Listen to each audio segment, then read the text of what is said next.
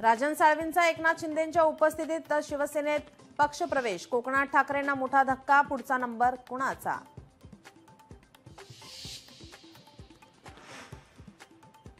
ठाण्या वाघ पुन्हा शिवसेनेच्या गुहेत आलाय। राजन साळवींच्या पक्षप्रवेशानंतर एकनाथ शिंदेंची प्रतिक्रिया। तर पक्षातून माणसं का जातायत याचा विचार करा, शिंदेंचा ठाकरेंना टोला।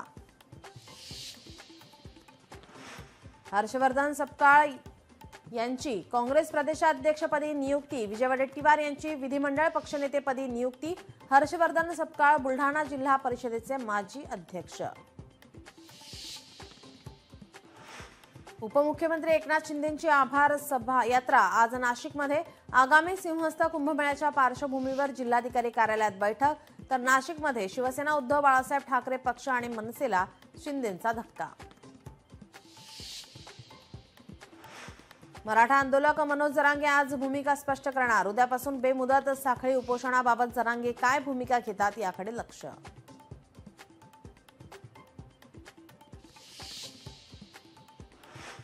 टेस्लाचे सीईओ एलॉन मस्क यांनी घेतली पंतप्रधान नरेंद्र मोदी यांची भेट। मोदी आणि मस्क यांच्यात उद्योग वृद्धी व्यापारावर चर्चा।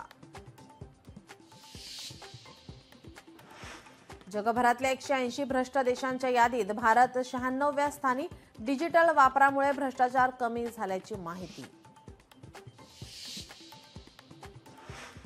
26/11 दहशतवादी हल्ल्याचा आरोपी तहव्वूर राणांचं भारताकडे प्रत्यार्पण होणार। पंतप्रधान नरेंद्र मोदी सोबतच्या बैठकीत अमेरिकेचे राष्ट्राध्यक्ष डोनाल्ड ट्रम्प यांच्याकडून मंजुरी।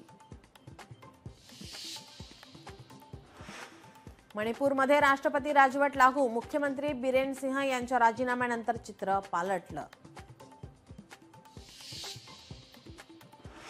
मणिपूरच्या सीआरपीएफ कॅम्पमध्ये जवानाचा गोळीबार, तिघांचा मृत्यू, 8 जण जखमी। जवानाने स्वतःवर गोळी झाडून केली आत्महत्या।